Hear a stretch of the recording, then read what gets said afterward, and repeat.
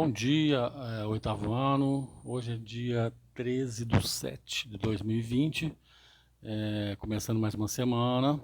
Desejo a vocês uma boa semana, tá? Que seja muito produtiva, né? Para que a gente possa terminar, né? E conseguir passar os conteúdos aí para vocês, ok? Essa semana a gente continua com a geopolítica, tá? Só quero lembrar uma coisa para vocês: todo esse assunto que a gente está vendo aqui online, isso também está no livro didático de vocês. Infelizmente, o livro didático não tem como, né? Porque não tem um livro para cada aluno. As classes usam junto, né? Então, infelizmente, não tem como, mas são assuntos do livro didático, tá? Porque quando a gente retornar e tiver que fazer algum tipo de revisão, tudo, a gente vai utilizar bastante o livro didático, ok? Então, continuamos com a geopolítica e eu começo falando sobre o Muro de Berlim. Que acontece? Vocês sabem que o Muro de Berlim ele vai marcar o período do mundo após a Segunda Guerra Mundial, tá? E ele vai perdurar até 1990, certo? Quando ele vai ser desmanchado, né? Desativado, certo? Então, a partir de 1990, a Alemanha volta a ser Alemanha sem ser dividida, né? Então, aí conta uma historinha assim, ó, o Muro de Berlim, o que vai acontecer? Sabe que durante a Segunda Guerra Mundial, a Alemanha, ela perde a guerra, né?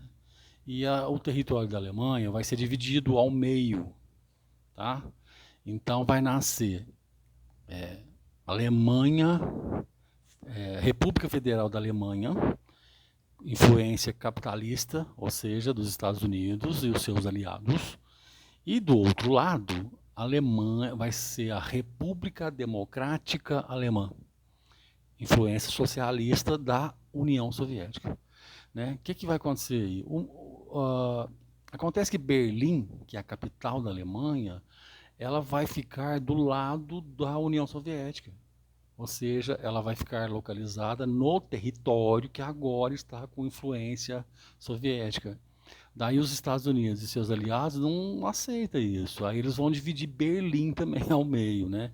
Então eles vão dividir a cidade ao meio, metade para a União Soviética, socialista, e a outra metade para os Estados Unidos capitalistas. O que vai acontecer? Vocês sabem que no capitalismo o que importa é o lucro. Se vocês fizeram pesquisa sobre o capitalismo, vocês vão entender isso. É o lucro que é importante. Então, os Estados Unidos começam a investir bastante do lado deles ali, né? Então, muita indústria, muito emprego. E a população alemã, que era agora do outro lado, que estava sendo influenciada do socialismo, eles começam a fugir para o lado capitalista, lógico, né? Tem muito mais emprego, mais salário, vida boa, riqueza, tal. E do outro lado socialista, só armas. Eles investem só em armas e exército. A tecnologia para a indústria, ela praticamente ficou estagnada, ela ficou parada. Então, do lado capitalista, estava a mil. Então, as pessoas começam a fugir da Alemanha oriental para a Alemanha ocidental. Tá? Ou seja, Berlim Oriental, Berlim Ocidental. Elas começam a fugir para o lado ocidental. Os alemães, os soviéticos não permitem isso, não quer que o povo foge para o outro lado, certo? O que eles fazem? Eles erguem o famoso Muro de Berlim, uma barreira de concreto, né, gigante, com 155 quilômetros de comprimento, né, e vai dividir a cidade inteira em duas metades, tá? É isso, então eu pus um texto para vocês verem aí, tudo, certo? E por que aconteceu a construção do Muro de Berlim, certo? Depois lá, aí, né, vai ser 40 anos, olha só, certo?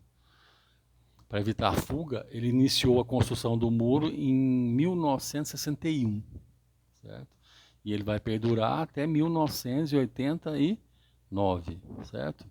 Aí eu pus uma imagem para vocês do Muro de Berlim, aí, sendo quebrado, tá? Aí são questões para você pensar sobre isso. O Muro de Berlim significou uma separação. Teve famílias que passou por um lado para trabalhar à tarde, quando ele chegou à noite não tinha como voltar mais para casa, as famílias foram separadas. Pais separados de filhos, né? Famílias foram separadas, ok? Então eu vou pôr umas questões para vocês que eu chamo de questões problematizadoras, ok? Eu pergunto o que você pensa sobre muros e barreiras separando povos, nações e países. Qual seria o sentimento dessas pessoas que ficou isolada, separada, né? E depois, qual que é o significado da queda do muro de Berlim para a Alemanha e para o mundo? Bem legal essas questões, tá?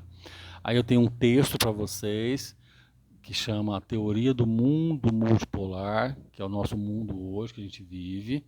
Aí você vai ler esse texto, por favor. Então tem que fala sobre o mundo bipolar, mundo multipolar e o mundo unipolar, ok?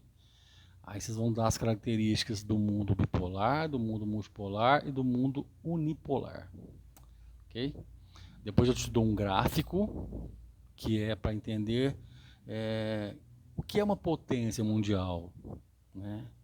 E para entender o que é uma potência mundial, muitos países, para se tornar potência, eles vão investir em quê?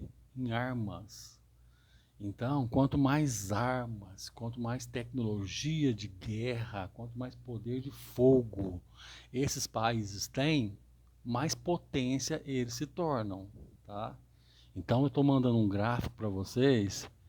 Logicamente, vocês vão ver que os Estados Unidos é a maior potência do mundo, seguido depois pela China, certo? São os dois países que mais investem em produção de armas. Os Estados Unidos investe uma fortuna na produção de armas, ok? E